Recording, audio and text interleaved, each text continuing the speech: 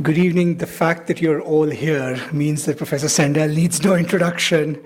And how does one introduce Professor Sandel? For me personally, it's difficult. He's a friend, a former colleague, and a personal inspiration. The simplest way of introducing Professor Sandel is the following story, and this is a true story, happened a couple of weeks ago. The Indian philosopher Arindam Chakravarti was traveling on a flight in China. And this is how Arindam tells the story. He says, I was on this big flight in China, China Airlines. I had the headset on, and some entertainment was going on the common screen. So these are not those in-seat things where you choose. This is the whole plane has to watch. And suddenly, I thought I was dreaming. I heard the word cant, and then mill, and the trolley problem, something about discrimination. I thought I was having an out-of-body experience at 30,000 feet in the air. As I woke up, I looked at the screen, and there was Michael Sandel talking about these problems. The image is quite stunning. A China Airlines aircraft at 30,000 feet, a whole plane apparently glued to a lecture on justice as the only form of entertainment. Words or ideas from Kant and Mill being discussed. Really quite extraordinary. And I think it testifies that Michael Sandel's influence and his reach as a political philosopher reaches the sky, literally speaking. He was named by Newsweek as perhaps the most influential political philosopher in China, and he's also certainly one of the most influential in America. We should not forget that. He has been a revolutionary in many ways. He's been a revolutionary teacher. His class on justice at Harvard College, and I think there's some alumni of that class here, routinely attracts more than 1,000 students and is an institution in that college. He perfected a style of Socratic teaching that is just extraordinary and exemplary. But more importantly, I think, from the perspective of the global commons, he took his course Justice out to worldwide audiences. It was the first course at Harvard to be made available through open source, widely disseminated. The material in it was the basis of the book, the best-selling book, and really it is an extraordinary achievement, Justice, which is perhaps, if you were to read only one book on justice, that's probably the one you would pick up. So he has been a revolutionary teacher, and I think more importantly, perhaps for the purposes of this audience, somebody who bridged the gap between political philosophy and politics in ways that are unparalleled, I think, in the American world of letters.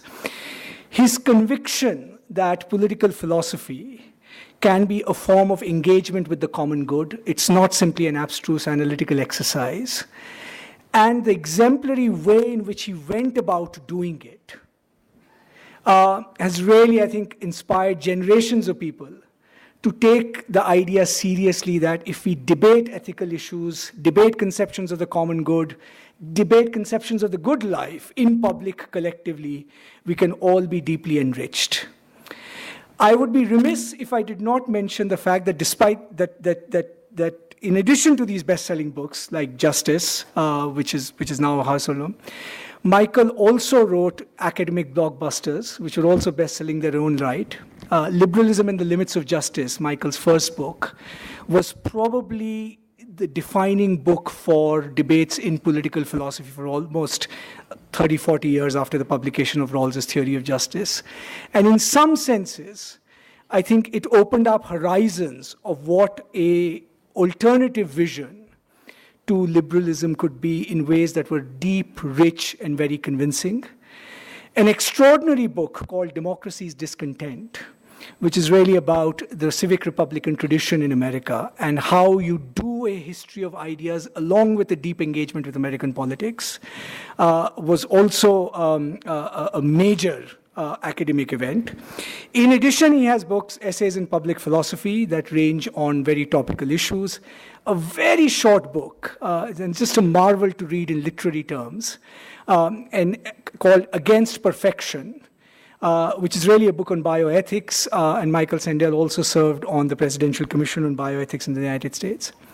This is all by way of saying that we are really extraordinarily privileged to have a political philosopher, a public intellectual, but someone who has deeply thought about, I think, the most fundamental questions of human existence in our midst.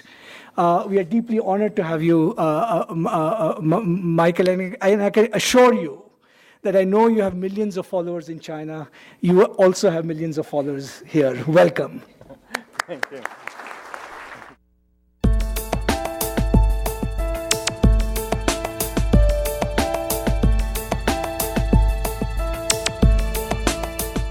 What's the right thing to do? That's a question I've asked thousands of students at Harvard University in my class, Justice. Would it be just to torture the suspect to get the information? Do you think that a person with a bad parent owes them less? Is it all right to steal a drug that your child needs to survive? My name is Michael Sandel. And over the years, thousands of students have joined me for an ongoing debate about the moral decisions we face in our everyday lives. This is a course about justice, and we begin with a story. Suppose you're the driver of a trolley car. Nikolai, if you didn't think you'd get caught, would you pay your taxes? I don't think so. Do I think I should be able to bid for a baby? I'm not sure. It's a market. I mean, in a situation that desperate, you have to do what you have to do to survive. You have to do what you have to do. You got to do what you got to do. What do you say to Marcus? I've never been in a class like this before, where they kind of ask you to really think and consider the moral dilemma. I've never had such a fun class in my life, you know? We turn to the great philosophers of our past for answers. Do you think Bentham is wrong to add up the collective happiness? I don't think he's wrong, but I think murder is murder in any case. Yeah, well, then Bentham has to be wrong. If you're right, he's wrong. Okay, then he's wrong. All right. Right. Thank you. Well done. And we turn to the present to challenge the reasoning behind the moral choices we make every day. I think that what happened in the past has no bearing on what happens today, and I think that discriminating based on race should always be wrong. I just want to say that white people have had their own affirmative action in this country for more than 400 years. It's called nepotism and quid pro quo. So there's nothing wrong with correcting the injustice and discrimination that's been done to black people for 400 years. Even effort depends a lot on fortunate family circumstances for which we can claim no credit. Raise your hand, those of you here who are first in birth order.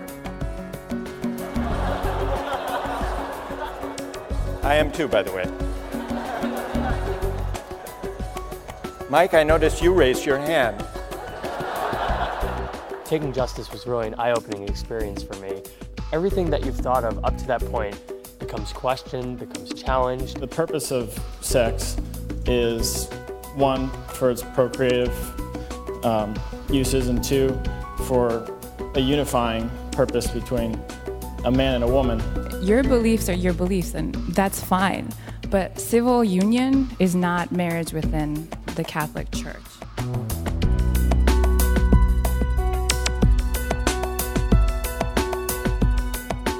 What is the right thing to do? People have been arguing for millennia, really, and there's still not one definite answer. And in ways that makes philosophy impossible, but it makes it beautiful at the same time that we're still debating similar questions. And the reason they're unavoidable, the reason they're inescapable, is that we live some answer to these questions every day. And now, I have the chance to invite you to join us as Harvard opens its classroom to the world.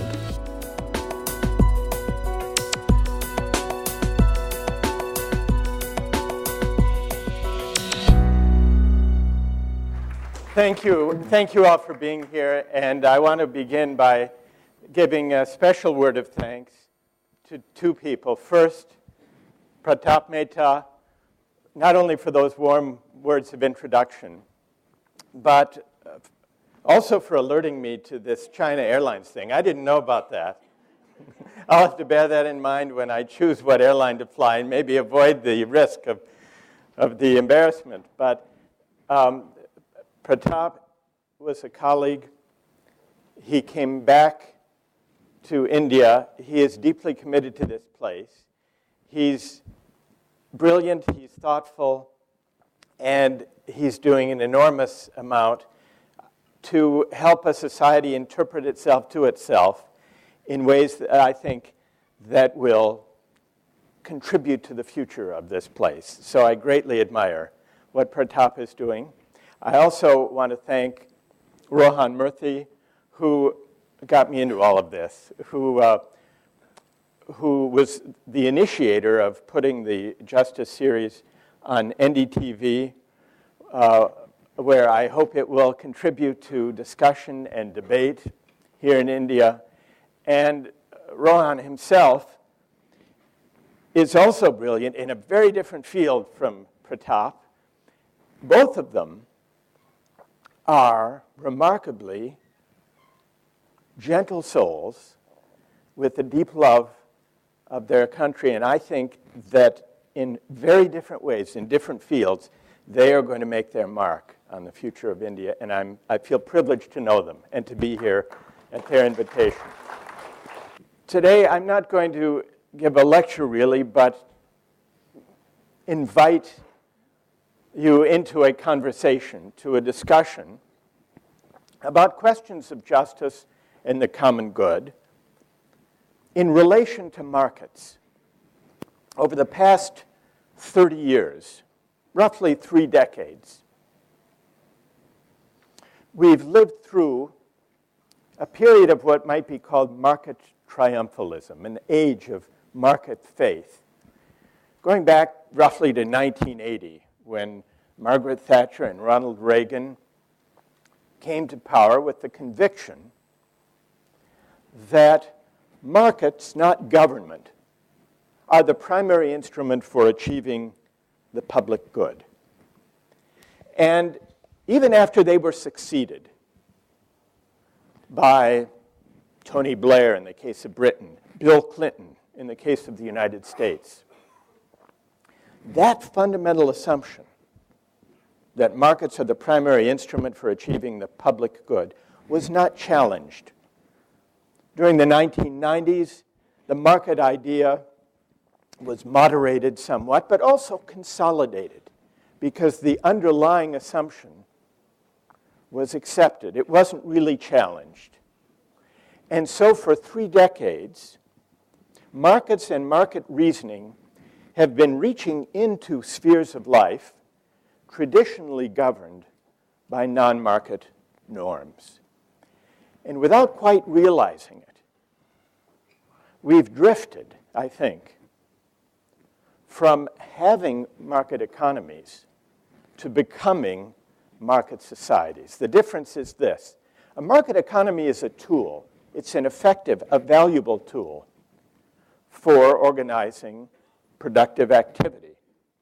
And it's been an instrument of rising prosperity and affluence throughout the world.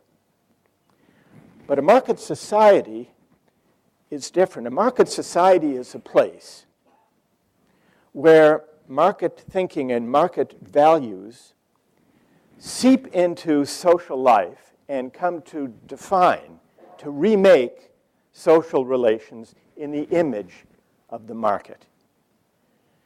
We haven't had a public debate about whether we want a market society, about whether we want to drift toward a state of affairs where everything, all good things in life are up for sale. And yet gradually, we've fallen into that. I'll give you one small example, not so small actually. In the US, wars in Iraq and Afghanistan, for the first time in recent history, there have been more private military contractors than U.S. military troops in both of those places. So we have outsourced war. That's a pretty fateful decision, and yet without any public debate. We never had a debate, do we want to outsource war in this way?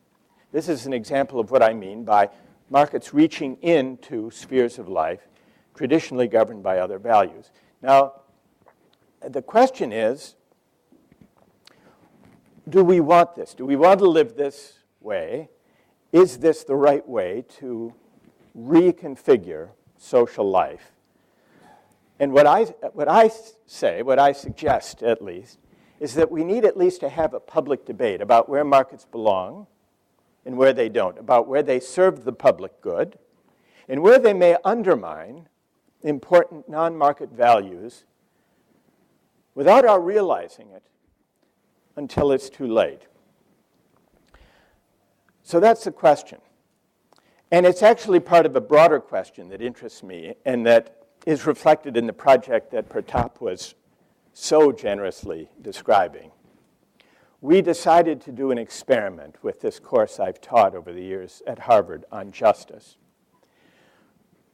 to make it the first in a course that we captured it on film. That was what you just saw, the trailer of this, and made it completely available freely online and on television, an experiment in open access education, just to see what would happen.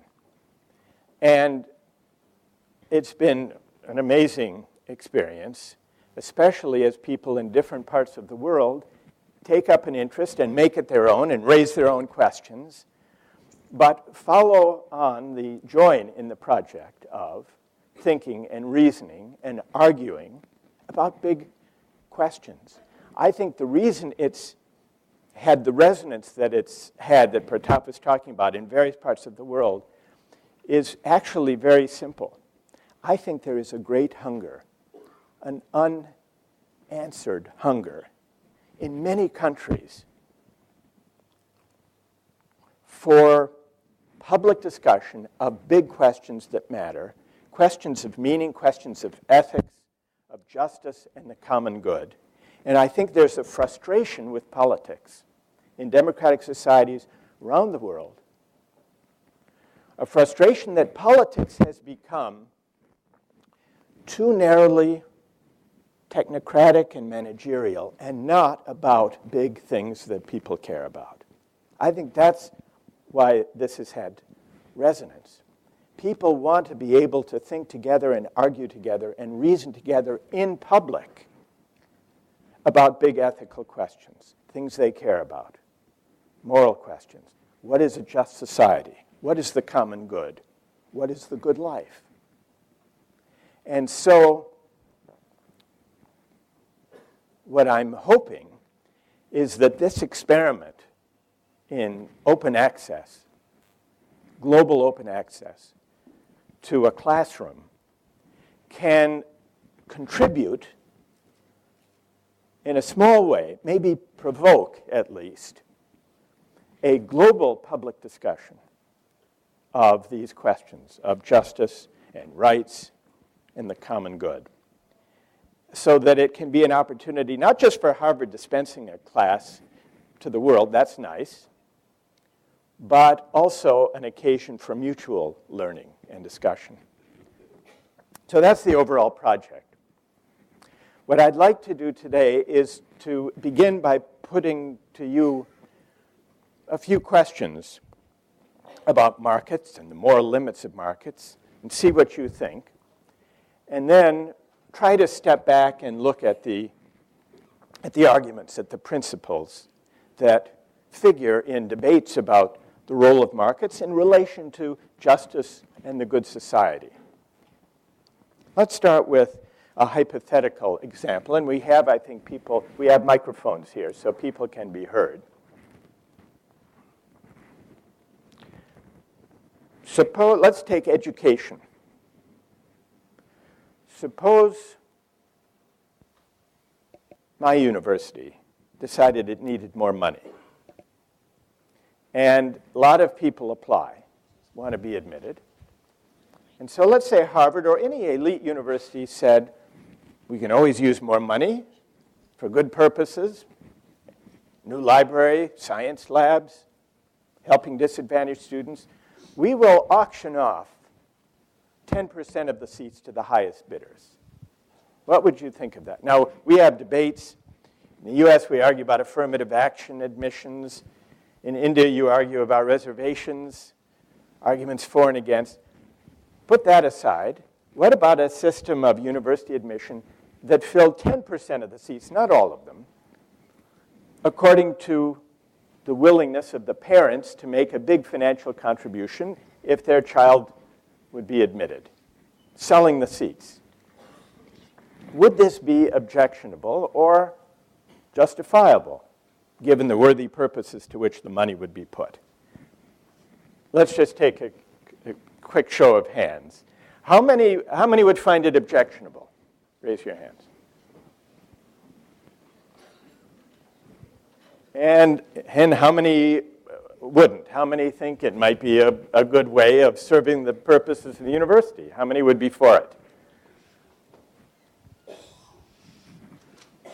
All right, well, it's a fairly even division. I guess the minority are for it. Let's hear first from someone who objects. Why would you object? What would be your reason? What's wrong with it? I think it's a violation of the fundamental rights and human rights of every citizen of a country to have equal access to education. And whether it is in America or it is in India, it will be a total violation of the law, which is that each human being is equal. To charge admission. It's a violation of equality. Equality. But on the basis of this financial help or financial resources, right, you are discriminating against those who don't have the money. Right. And you are corrupting the society more. Then there will be more corruption, and it will add up more corruption, and only the wealthy will rule the world through this education so far. All these people here who have wealth went to Harvard, and those who had no wealth are sitting in a village, in a juggi. They are not here. But that suggests the seats are already up for sale. All right, no, I hear you. Okay. All right, who disagrees? Who is a defender of this plan? Some people voted in favor. Well, how would you reply? What would you say? I can only address it by imagining what the objections can be. Regarding the objection just mentioned, if one is to use that as an operative mode, then you cannot consistently stand for the market at any point of time. So it can be, you can't just stop at education. Then you have to also include houses, clothes, cars. So are you going to ban the sale of cars? Are you going to ban the sale of houses because money is involved in this process? Okay. So the same objection that can be raised to selling seats in a university, that it discriminates against those who are not wealthy, the same argument could be used, you're suggesting, against the use of markets everywhere. Cars, homes, clothing, restaurant meals, they would all be discriminatory according to that argument. If you have to pay from your own pocket to buy your dinner, that means the people who don't have as much as you do, they are getting discriminated against by the restaurant. So then you are denying the right of the restaurant to charge you. And secondly, more importantly to the final question, another objection can be that it's a government-funded university, so it should be equal and preferential. So that has some amount of validity, but still, generally in universities, it's actually a subsidy. It's a problem because generally, it's not the well-off who subsidize the rich in universities. All right, let me stick with the first argument, just so we can get some responses to that. Wait, keep the microphone for 1 minute. If you say, if we accept as an objection that selling seats in a university discriminates against the poor and privileges the rich, then the same argument could be made for every use of markets. In restaurants, cars, and so on. Suppose you're right about that. Would that provide a reason to sell seats in the university, or would that provide a reason to allocate those other goods in some other way. If I'm right about it, then you can have a consistent system by demarcating between private education and public education. And again, it depends on how you look at education. Is it a public good or a private good? All right, fair enough. Do you disagree? Or do you agree with what's just been said? Well, I disagree, and the reason is because there has to be a moral limit to markets. Some things have to be outside the purview, because otherwise it's absolutism. Either everything is, outside markets, or he says everything should be within. It should be, uniform platform. And you disagree? I disagree because I think certain things, and this is what's exciting about the debate, is that certain things lie outside the limits of markets, or should they? Right. Now, for instance, yeah. Well, I was going to ask you just about that. We've got the example of higher education, a good. Should it be bought and sold to the highest bidder? You say we don't have to decide all goods in the same way. That's where you disagree. Yes. So tell us why education is different in this respect from meals in restaurants or cars.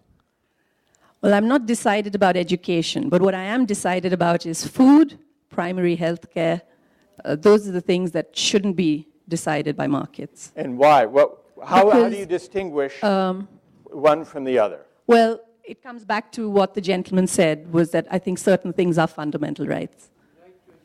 Certain things are what we call fundamental human rights, and perhaps they should have equal access to all. Yes. Go ahead. What do you say? As it is, we all know that Harvard has all the richer people of all over the world. So this 10% bidding is only going to help the university, help those students who are already there in making science labs, which will benefit the world. All right, but there's another possibility. Suppose they say, let us sell the seats. Don't quarrel with it. We're going to use the money, the millions that we'll raise, to devote it to scholarships for qualified, brilliant young people who come from poor families and can't otherwise come. What about then? Exactly. That is what I was trying. Then you'd be in favor of it. No, I'm you'd be saying against the same thing. I'm saying no. I'm in favor of the 10%. You are in favor of the scheme. I was in favor right from the beginning. If it's used for that purpose. I was in favor right from the beginning.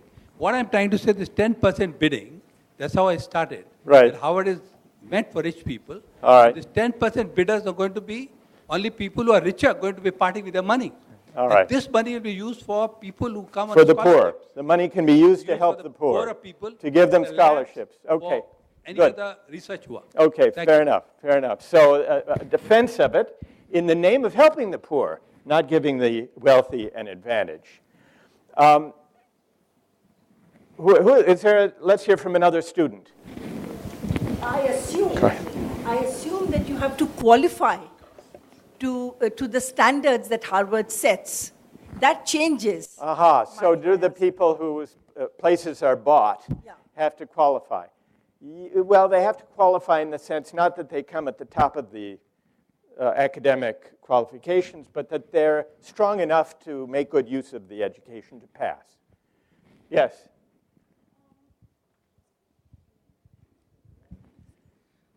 I think an auction of the sort would be somewhat similar to proportional taxation, in the sense that, you are trying to get as much money as you can from the richest in order to, ensure that as many people as possible can benefit from something like that. And so you're in favor of this? I am in favor of it, but I'd like to make a distinction in what goods such things might be allowed in. Like, I think it's fine to do something like that for education. If you think that you can build better universities and access a larger number of people by getting in more money, then I think it's a good idea. And what about the argument that's been made that education is a fundamental right and it's wrong to put a right up for sale? What do you say to that argument? Well, I think, I don't really think that it's the right which is going up for sale. I think there's a distinction we're making between the right and only a seat or access to Harvard. Because, you're actually enabling a right to education by putting up something which would go in any case to generally the richest in society. Aha. So in the background is the notion, and this has come up now a couple of times, that already, even without an explicit auction, the wealthy are the ones who seem to be gaining access to higher education. Yes, that's true. It's actually, that's true empirically. If you look, a survey was done of the 150 most selective colleges and universities in the United States, and by economic background of the students. What percentage of, now here we're not talking about the top 3 or 4 or 5, the top 150 colleges and universities, what percentage came, do you suppose, from the bottom 25% of the income scale? What would you guess? Less than 5? It was 3%, so that's a pretty good guess. And from the bottom half, what percent came from the bottom half? 10%. 10%. So there is a lot to the objection, the observation a number of people have raised. I want to shift to another question about markets. This one about financial incentives, the use of money to motivate students to learn. During this period I've been describing of market triumphalism, economics has risen in prestige, not only in its usual domains, having to do with budgets and with monetary policy and with international trade, but in spheres of life traditionally thought to be outside the realm of economics. Suppose there's a school in a difficult place with disadvantaged children, a school now, not a university, and many of them lack motivation. This is true in many schools. So you want to motivate them, and so you institute a policy of financial incentives. If they get good grades, they get paid a certain amount of money. This is actually being done in a number of the major school systems in the United States now, paying for good grades, or, in one case, for third graders, young children, to encourage them to read books, they offer $2 for each book the child reads. Pay to read. Now, the theory behind it is obvious. You give a financial incentive to try to increase the learning, in this case, the reading. Let's take the paying $2 for each book. How many would be in favor of that? Suppose you were running the school system. How many would give it a try at least? Paying to read. Well, let's say it's an outside charity funding it. But the school has to decide whether to allow that. How many would be against that? A lot of people didn't vote. All right, let's hear from someone first who's against it. Why would you be against it? Yes. So wait, stand up and speak into the microphone. Say it again. I have 2 little children. Right. And we're sort of told that, kids should learn for the sake of learning. Right. And not for a reward. So then you're always going to try and do something for the reward and not for the sake of learning it. If you're paid. If you're paid, yeah. Would you think of paying your own children to do well in school? Not just yet. How old are they? The older one is 6. The oldest is 6. Well, that's approaching the age when they've been doing these experiments. So you think it would prevent them learning to love reading and learning for its own sake, for intrinsic reasons, to pay. All right, what about that? Who on the other side, those of you who would give it a try, what would you say to that argument? I think the premise is, are they disadvantaged, right? Yeah. If you look at Indian context, you give a child food that basically brings children to school. So we're talking of a certain section of society, and if it is, like you mentioned, a charitable school or run by charity, I think there's a social milieu where if the parents are not reading, the child is not encouraged to read. Right. So if he's motivated with financial incentives or food incentives, Yeah. it will get them to the level, that's all that we're trying. We're trying to bring them up to a certain level in society. And how do you answer the argument that it will corrupt the love of learning? It will teach them to read for pay. What do you Love say of to that? learning will come when they have food in their stomachs, and they have parents who really set an example. There are parents who are struggling to make two ends meet. I think direct financial incentive in those families is an absolute must. We have, a large number of house help who come work 12 hours to earn their living, send their children to government schools. Their children have absolutely no way to go back and figure out how to study, but a meal in the school is what brings them to the school. Right. This is the reality. So they'll learn the love of learning later. It will come. It will come. It will come. Once they get in the habit of reading. All right, so these are, yes, go ahead. The example that she gave, I think, is a rather subjective example of where she's bringing in the question of poverty. But to the extent that the question that you put, would you incentivize, as in to try to put in the aspect of a profit being incurred from reading more, as if you're talking about the morality of marketism, then I'd say that incentivizing either reading or studying happens at every level. Even as a working professional, you're incentivized if you work harder, which in the process you're also learning there as well. It's not only students.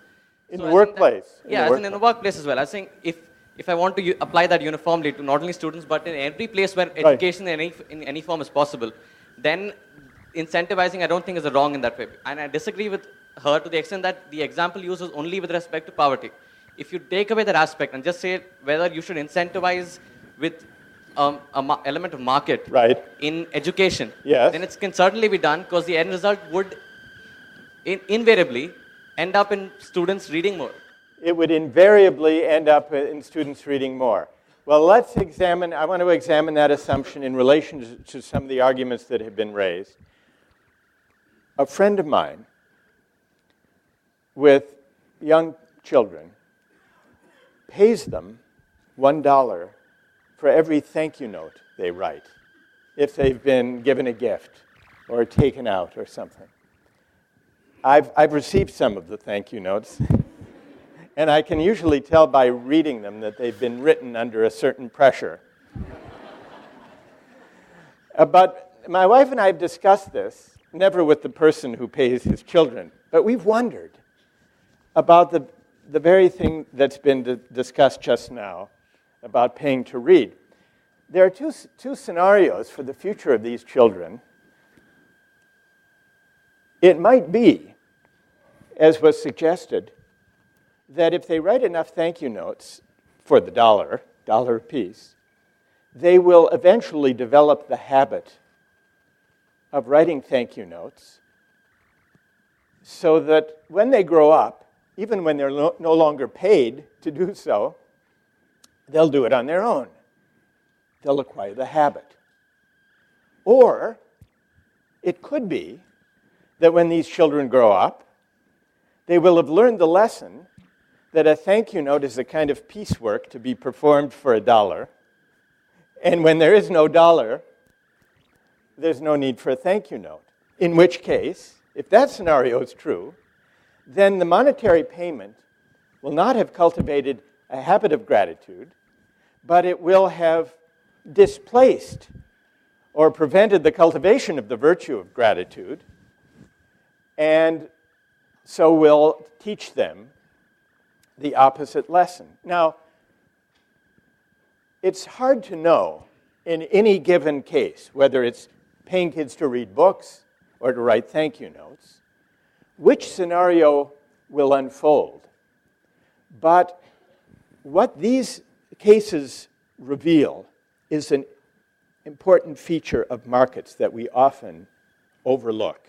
And that is that markets are not neutral instruments of exchange. Economists often assume that markets are inert, that they do not touch or taint the goods they exchange. But that's not true. Markets leave their mark.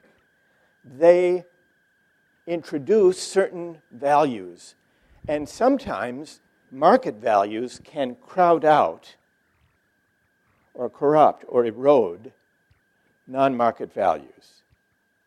And that's what, when we debate the case of paying to read or paying to write thank you notes, that's what the debate is revolving around.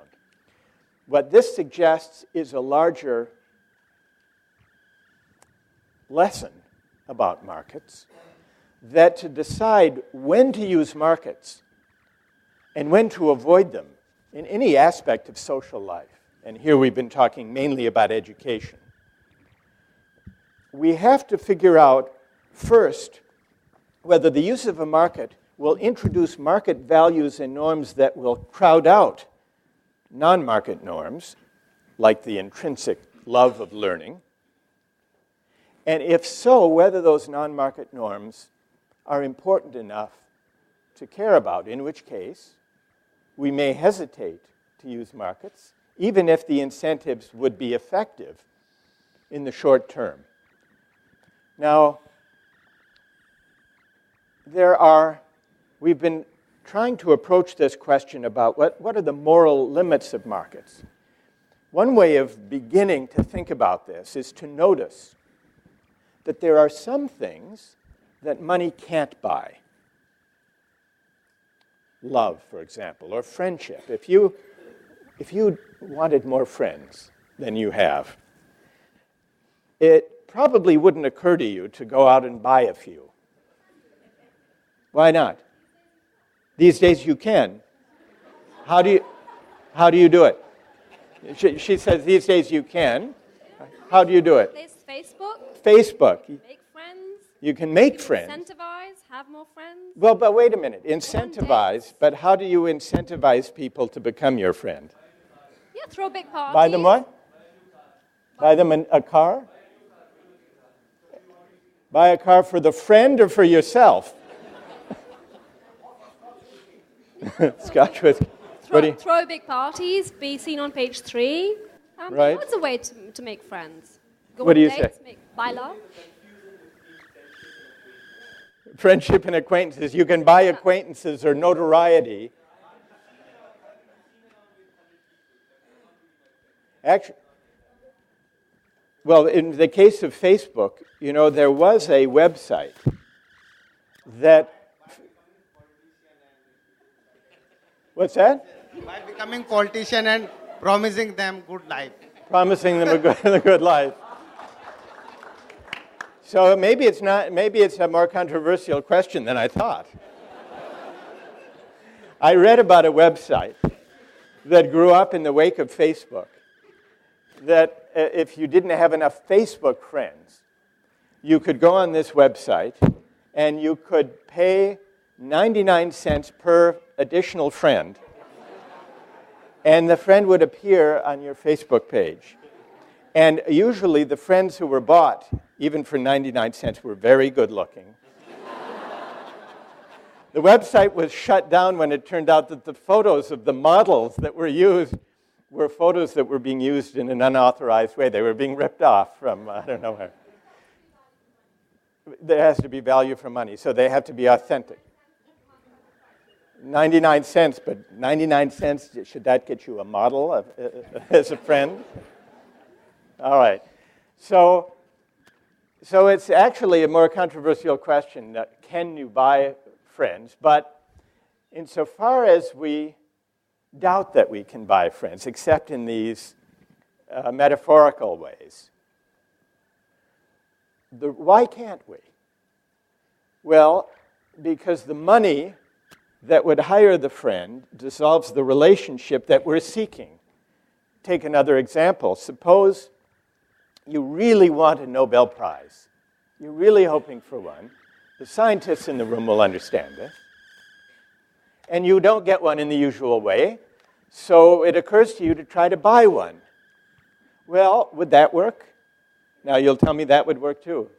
You think that's how they get them. So at every turn here, whether it's admission to Harvard or Facebook friends or a Nobel Prize, people think, well, it's not so obvious you can't buy them, which may be a reflection of the very tendency I'm describing. But the reason a bot, even if they sold one, suppose they sold one a year, a Nobel Prize, it wouldn't have, of course, the same cachet as the real one, that is, if it were known to have been bought, because the money that buys it dissolves the good you're seeking, which is, in the case of a Nobel Prize, honor. It's an honorific good. And if what you want is the honor for having achieved some great scientific discovery, the fact that it's bought and known to be bought would, of course, instantly dissolve the good you're seeking. So that's true of some goods, that money can't buy them.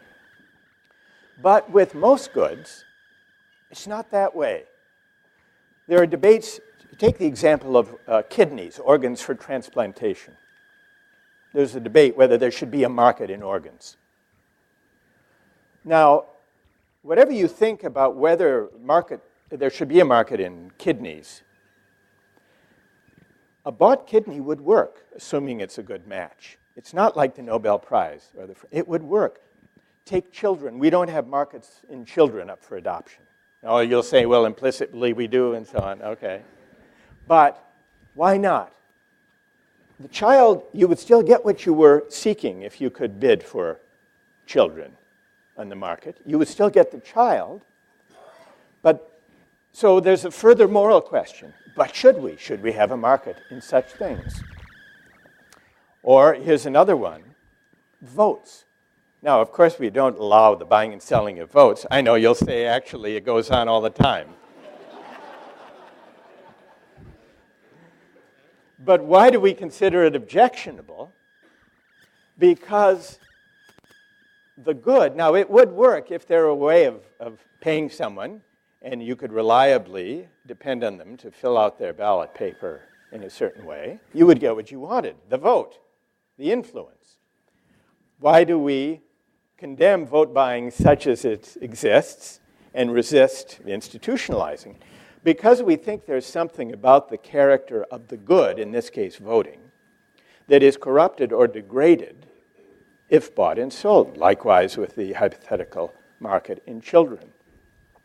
Now, there are some intermediate cases where you can't actually, well, take friendship. Expressions of friendship or of contrition, can they be bought and sold? I read a story some years ago about a company in China, in Tianjin, the Tianjin Apology Company. If you have to apologize to someone, let's say an estranged lover or a former business partner with whom you've had a falling out, and you can't quite bring yourself to apologize in person, you can hire the company and they will do it. They will send someone to deliver an elaborate apology. How elaborate may depend on how much you've paid. But reading about this made me wonder, would a bought apology work? Would it do the work of an apology? Or is personal delivery of an apology constitutive of contrition? Suppose someone came to you, a hired apologist for someone else. Would you accept the apology? Or would you want to know how much it cost? Maybe that would. Now, so a bought apology might work up to a point, but it would still be a degraded version of the real thing. So it's somewhere in between the two. One other example I ran across, wedding toasts. Wedding toasts are usually delivered by the best man, the closest friend of the groom, who delivers a heartwarming speech about the couple that brings tears to the eyes of everyone at the wedding, an element of humor. But many people are kind of awkward, don't have much confidence in being able to deliver an eloquent wedding toast. And so now there's a solution. There's a company online, theperfecttoast.com it's called, where you can fill in some information about the couple and how they met and how you know them. And within 3 business days, you can get a bespoke wedding toast to deliver for $149, counting tax. Now, all right, what about, so you can buy a wedding toast for your friend's wedding, but, or can you? Would it work? It's another intermediate case because it's a species, it's an expression of friendship. Well, here's the test. If at your wedding, your closest friend delivered a heartwarming wedding toast, and you later learned he had bought it online, how would you feel? Would it dissolve the good that, or would it still have meaning? It's an intermediate case as between what money can't buy and what money can buy, but arguably shouldn't. Now, these are small examples drawn from personal relations. But the same question about market values crowding out non-market norms we care about comes up in bigger questions in public life. Here's an example. In Switzerland, some years ago, they were trying to decide where to locate a nuclear waste site. Since they use nuclear energy, they had to put it somewhere. And they identified some places where they felt it would be geologically secure and so on, including a small village in the Swiss mountains. Some economists did a survey. They went to the residents of the village and asked them, if the Swiss parliament chooses your village, would you be willing to have the nuclear waste site in your community? And of course, very few communities welcome nuclear waste sites. But it was understood that the country relied on nuclear energy, and therefore it had to put the waste somewhere, and this was the place that was found. So they asked people in a survey, and 51% said yes, despite the dangers. They would be willing to accept the nuclear waste site. Then in a follow-up question, the economists asked, now suppose the legislature, in addition to choosing your community, offers the following incentive. It will make a monetary payment to every resident of the village for accepting the waste site. Then would you accept it? And what do you suppose happened? It went down. The number dropped in half from 51% to 25% willing to accept it if they were paid. Now, why should this be? If you accept standard economic reasoning, adding a financial incentive to whatever other incentives may be present should increase, not decrease the willingness to engage in the activity. That's the price effect. That's the logic of markets, that when you pay someone to do something, more people will be willing to do it. Here, the number dropped in half. Why do you suppose? They don't think what? They don't feel good anymore. And why is that? Because in the first case, without the payment, they felt they were doing something for the common good. It was out of civic virtue. Look, we will bear this burden for the larger community. Now when they're being paid, why doesn't paying them simply add to that sense of civic virtue, though, do you think?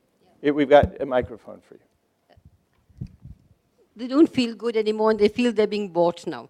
They feel they're being bought. Yeah. Their consent is being bought. Yes. Almost as if they're being bribed. Yes, that's right. That feel-good has gone away, and they're now being bribed, and they're doing something which is not so pleasant. But they're doing it because they're getting the money. For money. Yes. Okay, and this I think, is what was happening there. So it shows now, in an issue of greater consequence, greater public consequence, what we saw in the case, or worried about in the case of paying children to read, would it crowd out the love of learning? And some said, well, maybe it would, maybe it wouldn't. Here on a larger scale, one other example. In Israel, there were some daycare centers that had a problem that daycare centers everywhere in the world have. Parents came late to pick up their children at the end of the day. And so a teacher had to wait with the children until the late arriving parents came. With the help of some economists, the daycare center, have you heard this story, anyone? Well, they quoted it. It wasn't they who did it. But what happened was the economists helped the daycare center establish a fine for arriving late. Now late arriving parents would have to pay a certain amount. And what do you suppose happened? You can probably guess. What? More parents came late. Now this too confounds what on the face of it is the standard economic logic.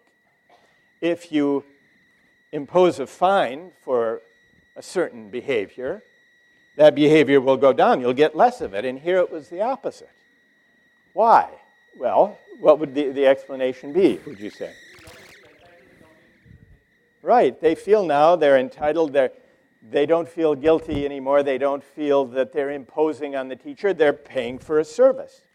So here, as with the Swiss nuclear waste site, the introduction of a financial incentive, the introduction of money, changes the meaning of arriving late or of accepting the nuclear waste.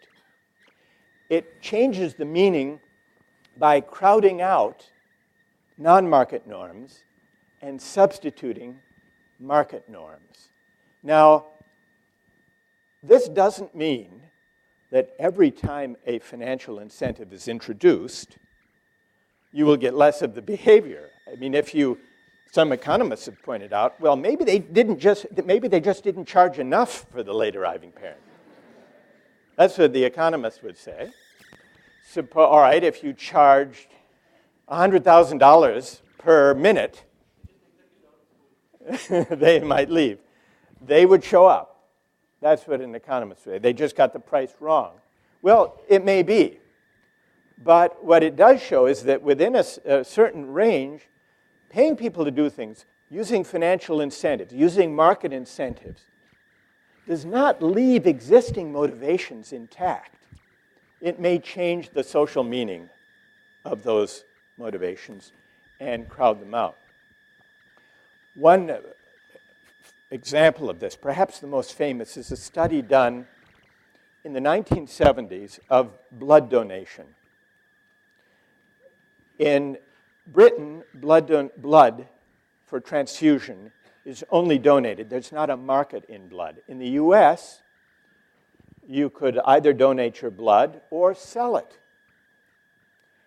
Richard Titmuss, a sociologist, compared the two systems and found that where blood cannot be bought and sold, actually the supply is better. It's more reliable, it's less tainted, and it's more efficient.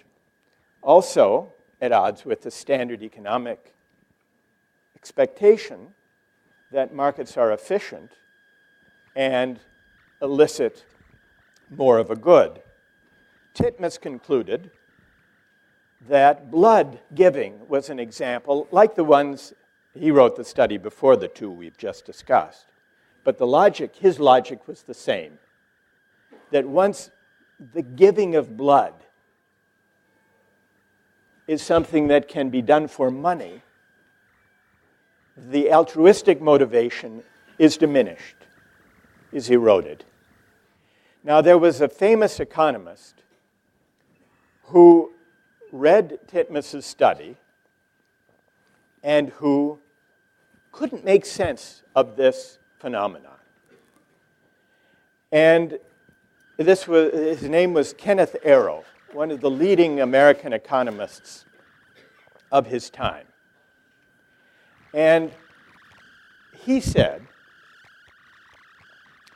he was skeptical of this finding about blood donation. He couldn't make sense of it.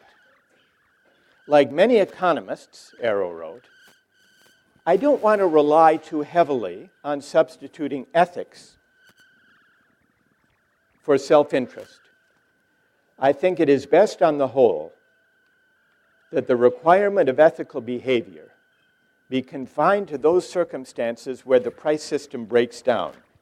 We do not wish to use up recklessly the scarce resources of altruistic motivation.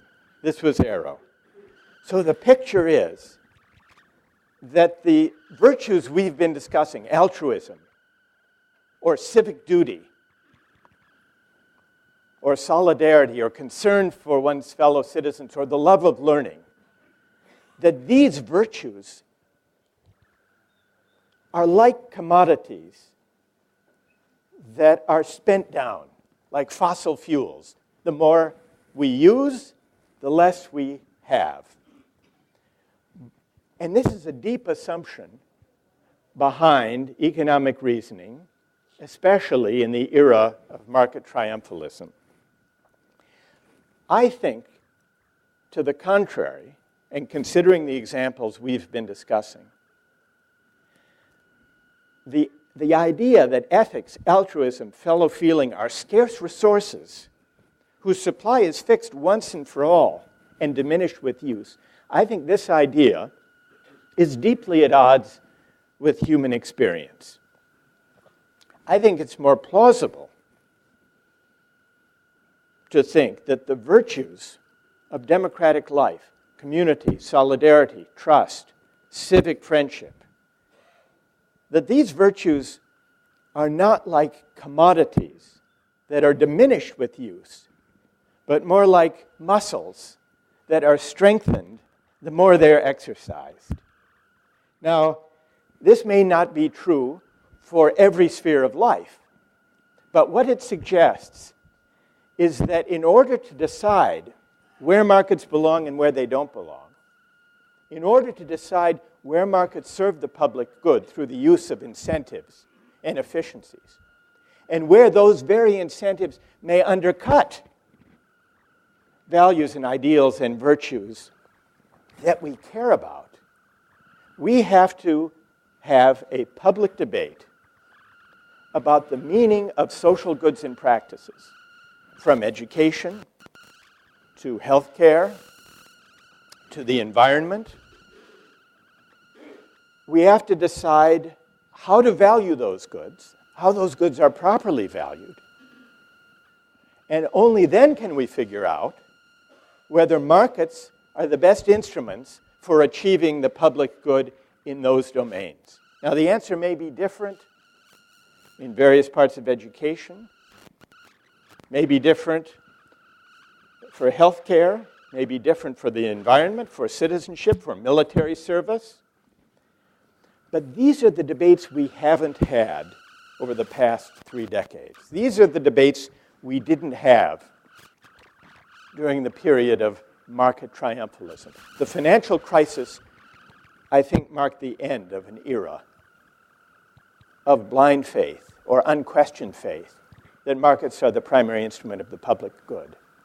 But what has not happened since the financial crisis is we haven't really seen a new debate, a new way of thinking about the moral limits of markets. There is something very appealing about markets, which I think accounts not just the fact of rising affluence. I think that's not the only reason we are drawn to the market triumphalist idea. It's also that markets seem to spare us from difficult work in politics, which is to conduct reasoned argument about the character of social life and the goods we care about. Because markets seem not to pass judgment. They take people's preferences as they come. Markets try to aggregate and satisfy those preferences according to people's ability to pay. And so they seem to spare us from hard, contested arguments and debates about the right way, the best way to value education or health or citizenship or the environment. But what I would suggest is we can't avoid those debates, because if we don't have them, if we don't decide deliberately and democratically how to value the various goods that make for a decent life, those questions will not go unanswered. Markets will decide them for us. And our democratic life will become hollowed out. And it will seem to be a preserve only of narrow technocratic managerial questions. And when that happens, and it's begun to happen throughout our democratic societies, people lose faith in democratic life. They become frustrated with politics. They cease to believe that politics addresses questions that they care about, large moral questions. And so I think the solution to the emptiness of public life, to the frustration with democracy, especially among young people, is not to try to keep big questions of ethics and justice out of politics for fear of disagreement. To the contrary, I think what this suggests is that we need to do a better job of addressing more directly the big questions of justice and rights and equality and the common good that lie just beneath the surface of the arguments that we have. The reason we shout at each other and argue past one another is not that there's too much moral discourse in politics, I think, but that there's too little. I'm not suggesting that a morally more robust kind of public discourse would lead to agreement on every question. It wouldn't. People disagree. But it would lead, I think, to civic habits of listening to one another, including people with whom we disagree, engaging more directly with the big principles underlying the positions people take in public life. And though it might not lead to agreement, I do think it would lead to a healthier, more satisfying democratic life, which is to say that to be a democratic citizen requires that each of us become, to a certain extent at least, a philosopher. Thank you very much.